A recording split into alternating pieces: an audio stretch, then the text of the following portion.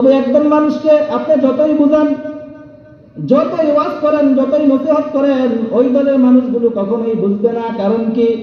আল্লাহ রাব্বুল আলামিন অন্য আয়াতে জানায় দেন, খাতামাল্লাহু আলা কুলুবিহিম, আমি আল্লাহ তাদের কলবের মধ্যে মোহর মরে দিয়েছি। তাদেরকে যতই ওয়াজ করা হোক, যতই নসিহত করা হোক, তারা শুনবে কিন্তু বুঝবে না, আমল করবে না। একবার আবু জাহেল নবীদের কাছে গিয়ে বলতেছে, ভাতিজা, আজকে আমাকে একটা কাজ করে দেখাও, যদি এই কাজ করে তুমি দেখাইতে পারো, আমি আবু জাহেল মুসলমান হয়ে যাব। নবীজি সাল্লাল্লাহু আলাইহি ওয়াসাল্লাম বলতেছেন, চাচা কি করতে হবে?